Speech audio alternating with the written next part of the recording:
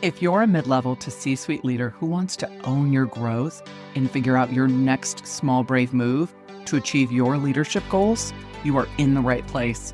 Welcome to the Small Brave Moves podcast, a weekly deep dive on how to be braver in leadership and in life for exceptional results. I'm your host, Nicole Bianchi, best-selling author, certified master executive coach, NSA certified speaking professional, chief bravery officer, and tough talk expert. If you're ready to become a better, braver, and more authentic leader, let's dive in. Welcome back to the Small Brave Moves podcast. Today's episode is all about brave leadership decisions in the moments of uncertainty and what it really takes to step into your worth, trust your vision, and lead others along the way. I'm excited to welcome Maggie Seng Sadowsky, a food scientist and strategist who's transforming commodities into high-value food categories and leading the movement to position beans as the next superfood. Maggie has developed more than 100 CPG products with companies like Conagra, Kellogg, and Beyond Meat, and is now the founder of 8 Track Foods, where she's reimagining how we think about simple, powerful ingredients. In this conversation, Maggie shares a defining moment where she made a bold ask, doubling a consulting offer, and how that single decision reshaped her confidence and identity as a leader. We talk about negotiation, building a business from the ground up, the tension between vision and execution, and the hard leadership lessons that come with scaling something so meaningful. This episode is a powerful reminder that the small, brave moves, asking for more, slowing down, and using your voice can completely change your trajectory. Here's my brave conversation with Maggie Seng Sadowsky. Maggie, it is so amazing to have you here today. Our history goes way back. And so to watch you on this journey of building a business from, I probably hired you when you were an associate food tech at Conagra Foods. Is that accurate? Yeah, I think I was senior food tech. Yep. So it's been so rewarding watching you grow and just build something so special. So welcome to the show, Maggie. Thank you so much for having me. I have equal respect for you. Absolutely. Well, let's start here, Maggie. You have so many good stories. I want to start with this one because I think this moment says a lot about really who you are as a leader. So you shared with me you were offered a consulting deal, and instead of accepting it, you pushed back and said, double it. Now, most people wouldn't do that, especially in that moment. So take me back there about what was actually going through your head when that happened. It feels incredibly vivid right now. It was one of my very first large company contracts, merger and acquisition level. And I just remember thinking, this is a big ask of me. And I knew I was the only person really suited for the position. Yeah. And when they first put forth the offer, it was in line with probably what people's standards are around what that job would look like or what the position would look like if you were embedded in the company. But I was a consultant and I was taking a lot more risk. Mm-hmm. And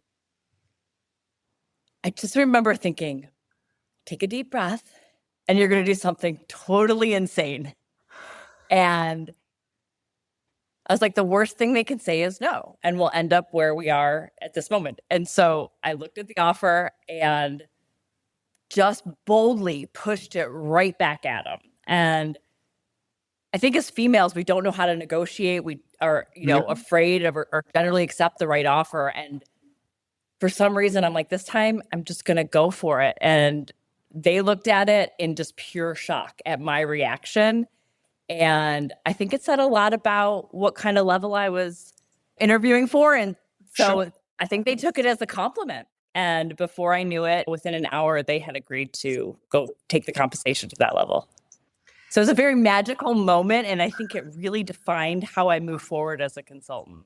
Oh, I bet. And so where did that voice come from that said, you can ask for more? Yeah. So I grew up, I'm the only girl. I have 4 brothers. And I had we always had big business conversations and holding my ground at the table and listening to them and how they negotiated contracts was so different than I had heard so many of my friends. They're like, oh, well, they they offered me this, so I take it. And I'm like, you don't have to take what they offer you. You have an opportunity to say what you're worth. And that level of defining my worth came early on in my career rather than allowing somebody to put a price tag on my head. So what changed in how you showed up after they said yes? You alluded to it just a little bit, but I want to hear more. So personally, it made me feel like I was capable of doing the job. I knew that I had stepped into myself a little bit and stepped out of the current role of the protection of a corporate environment. And now I was no longer Maggie inside of a business. I was Maggie running a business. And that changed dramatically how I felt about myself walking into the room with that confidence. I knew I was a leader. I knew I was able to command the room. Yeah. And then externally, I think if they're paying me a lot of money, they also value me more because they're taking a risk on the outcome and the input that I'm putting into the role. And it's such a great example of if you don't advocate for yourself, who else? You can't rely on other people to do that for yourself. We have to learn that to do that and make that brave ask. And it's wild how one moment like this doesn't change just your paycheck, but it actually changes your identity, right? Yeah. And I always feel like it can, because we can close the pay gap if we start asking for more. Yeah. Yeah. So you're saying we can close the pay gap if women learn to negotiate, right? Or make that brave ask. What are women still getting wrong here from your perspective? I think a lot of times we are afraid to push back or question what somebody has already assigned to us. Like they've defined us as a role and we're afraid to say, it's not quite the role I want to live in and push outside of it. I don't want to speak for all women, but I know that I personally am a pleaser. And so I want to take the pleasing answer and make them be compliant. Yeah. But knowing that how you show up as a leader, that's very different. I don't want to be compliant. I want to help drive things forward and build that momentum. And so I do think teaching women that even though a no is okay too, like then you have the choice, like they already made you one offer, so they can't go back on it. Right. I'll tell you, I learned negotiation early on as well. And I'll never forget being, probably 32 years old and being tossed into the banquet master negotiation, which is ConAgra's largest union contract, with another person that he and I were tasked with going in and breaking up this contract that Jimmy Hoffa had put together. And I never learned so much about negotiation techniques, tactics, advocating for yourself than I did from sitting across the table from a Teamsters person, a UFCW. And I felt like it was like I got my PhD in negotiations, right? And being braver and bolder in making asks. And that helped shape really be advocating more for myself going forward, where had I not had that experience or that opportunity, I'm not sure I would have learned it as quick. So I think you're exactly right. And what's on my mind right now is for all the women listening, what's one sentence that every woman should practice before walking into any sort of a negotiation? I would say the one sentence that you really want to just start to tell yourself, and that it is business versus personal. So no matter what they say to you, it is not a reflection back on you. It is purely a business decision. And you can remove yourself from that. It allows you not to feel like it makes you shrink. You don't want to curl back into yourself because somebody told you less than you had in your mind. And so when I teach women how to do negotiations, I always say, think of a magic number. Like I want to think of the most beautiful magic number, and that's the place you start negotiating. So if they come to you with your magic number, that's great. See if you can go higher. But if not, you better be ready to fight for the magic number, because anytime you go below that, you're going to be disappointed. So the best thing you could just constantly tell yourself before you walk in that room, it is not a reflection of you. It is a reflection of the work that you do, and you're worth more. Yeah, I love that. You said it so well. I know when, especially earlier on in running my business, when I said yes to opportunities that paid a lot less, or maybe the client wasn't aligned, but I said yes because of the people pleasing side. Like, well, I want to take care of them. I want to make sure they get what they need. I remember that it impacted my energy throughout the entire engagement. And so getting so clear on what you're worth, right? Who you best align with so that you can do your best work. And I think a lot of times we compromise those. 100%. And yes, I think you just said it very eloquently as well. I think all women need to learn how to negotiate. It's just a Yes. skill set to learn and hone. I mean, I can still do better too. Yeah, it translates directly to our home. I'll tell you, after I had that whole negotiation experience, I'll never forget walking into a car dealership, and we were going to upgrade my car at the time. And my husband took a run at it, and he just doesn't have he wasn't trained at it. And I asked him after about 10 minutes, I said, hey, let me take a run at this. I think I got something. And literally within 20 minutes, I was below the deal that we knew we wanted. We had successfully accomplished all of our goals and then some. And after that point, it was so funny because I was like, I knew I had it inside of me and I just needed to try it.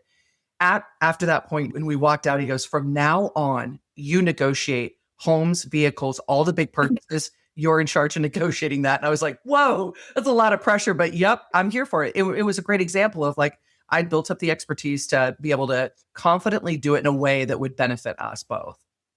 Yeah, and it's empowering. And when you do it effectively, everybody wins and yes. it feels good and everyone walks away happy. I love it. So Maggie, you said something that I think a lot of high performers, especially high performing leaders, struggle with, that you see the end vision so clearly, but sometimes skip the middle. So what does that look like when it goes wrong? Oh, it's so many times. And it was funny because I've taken, I see it and I see all the pieces go into place and I just assume that everyone sees those steps with me. So it has gone wrong on more occasions than I admit. And the other part to that too is that I know my personality doesn't like to be told all the steps that's going to go into it. I like knowing the goal and then I like figuring out the steps. But I have had on many occasions employees that get lost. I'll see them sitting and not knowing what to do. And they're like, Maggie, like that vision is so far ahead of what am I supposed to do today? Like it's almost paralysis for the team. And I find it like exhilarating and exciting. And they're like, I have no idea how to get to that point. So paralysis is what I see from the team. And I've gotten better breaking down the tasks so that everyone can come along, or empowering. If you're finance, that's your job. And if you're handling the supply chain, that's your job. But that did not come easily. And even when I take those tests, I come up as like visionary and strategic. Yes. And I remember like, the first time that light bulb went on for me was when I looked at the cons list. So the pros was like, you see the future, you know how to put ideas together. And the con list was, you're an ineffective leader. You don't know how to tell your team where to go. Yeah. That con list really changed how I approached leadership. Oh, I love that. So what do you do now practically to slow yourself down and really bring people along with you? So that's been hard. Learning how to really depending on the situation. So if it's a crisis moment, I have a tendency to jump in and want to get through it as fast as possible and get messy and get it done. But leading people, you have to almost like pause and say, okay, what do I want the outcome to be? Yeah. And how can this team help me accomplish that goal? Yeah. That pause has been so hard for me, but it has been, I think, a lot of the key to our success in just recognizing that it's not about getting through the pain. That we the team to come up with a better solution, and there's probably 1,000 better solutions than the one that comes to me in a gut instinct and I want to fix in 5 minutes. Yeah. Yeah.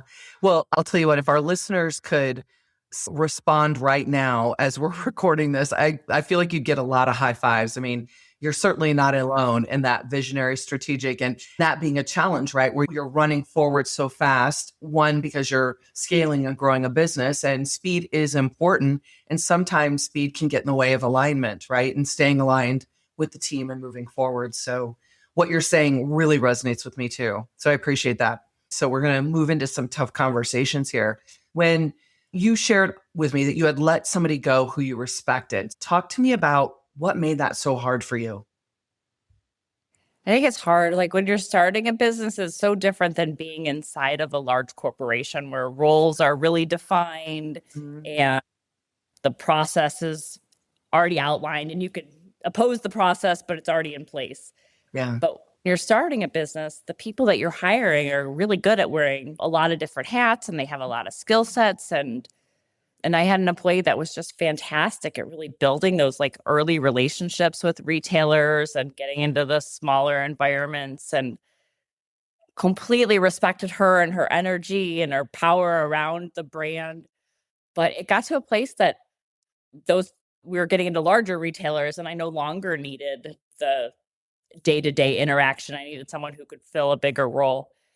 I had to let her go. And it was very difficult in getting there. And Yeah. scaling a business is hard because I think at the time I was so focused on the business side of it and less about the personal side of it that I wish I was a little bit more softer in my approach than I was. But yeah, that was definitely a very hard move for us. Well, I can hear it as you're even choosing the words and sharing it, right? I can hear it in your throat. I can hear the struggle, Yeah. and it is challenging. And so talk to me about what you learned from that. What would you do differently now, especially if you could go back at Maggie at this stage and redo that conversation? I think I would be less focused around the business side of it and take into more the human action side of it. I also wish I would have given her an opportunity to grow into the role a little bit more, or at least outline the role that was required rather than just the assumption that she could do it. Yeah. You don't know what it's going to really take. I had never built a business from Right. scratch. So I made an assumption that she wouldn't want it nor need it. And going back, I wish I would have just really given her the opportunity to grow into it if she so desired. Well, Maggie, I appreciate what you're saying because that's real. And so many people don't say that part out loud, right? Around really what was a learning opportunity. And I can think back to many conversations I had earlier on in building a department, building a function, building an area, and thinking back, going, gosh, I really wish I would have done it differently. At the end of the day, even if you were to approach it the way that you're saying Maggie today would, we also have to recognize not everybody's coachable, right? Not everybody's coachable, and you can give them every opportunity, but not everybody's meant to move along with us every stage either. So it's a balance for sure. So That's true. you said control can feel like support, but actually does the opposite. So when did that click for you? Yeah, it's so easy to be a controlling manager, especially when you're with a startup and everything feels catastrophic if it doesn't go the right way and you're not pushing in the direction that you think you're supposed to be pushing. You write out your plan and you have it all in line. And I remember overanalyzing everything, micromanaging around the details in the plan, which retailers we'd approach, how we were going to move forward. And you could just feel the limitations. I mean, even I hate to be controlled like that, but Yes. it was the planner in me that needed to see, or the scientist in me that needed to see Yeah. that like executed in that way and that would achieve the results. And if it wasn't executed exactly, it wouldn't achieve that result that I wanted.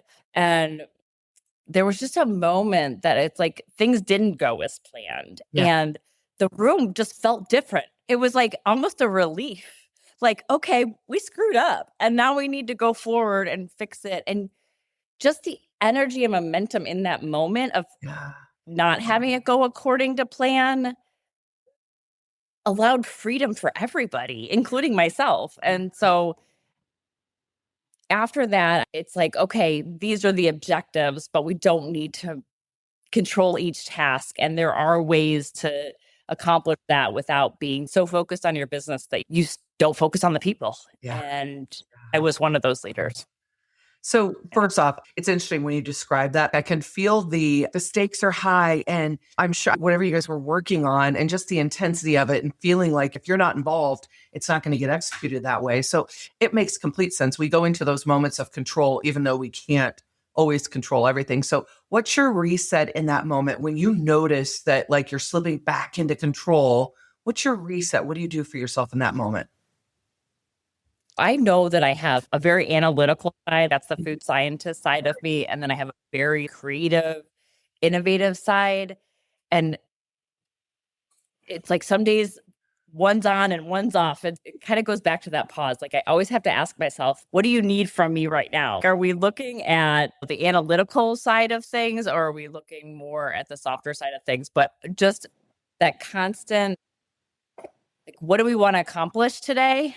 And how do I want to show up in that accomplishment? I love that. And you don't want people going home drained and exhausted. You want them to leave empowered and ready to come back and do it again. So I love that, Maggie. yeah, It's about being intentional, right? What you're talking about is the intentionality of your mindset and how you want to show up, knowing you're going to be dealing with difficult things. I'll tell you, yesterday, in fact, I knew I had 3 really tough conversations. One was with a CEO and one was with the president of a business, 2 different clients. And I was going to have to deliver some pretty tough news to them. One was around a troubled employee, and the other one was around somebody that's developing, but not developing as we want them to. I was nervous. And before those moments, I always do exactly what you're talking about, which is like, what outcome am I looking for, right? How do I want to show up? How can I show up in such a way that I can best serve the situation? And once I get that straight, the rest of it feels more like flow and ease for me. So I appreciate you saying that. I think that's really important that we don't realize the one thing we can control in all of this is how we show up, right? I love that. I love that. It's so true. Yeah, you don't know what the outcome is going to be. And sometimes it's better than you think it's going to be. Yes, So, and most times it turns out that way. Yes, most times. So you've already made so many brave moves that I am just so impressed. Like, I just feel like I'm this cheerleader on the sidelines just going like, go, Maggie, go.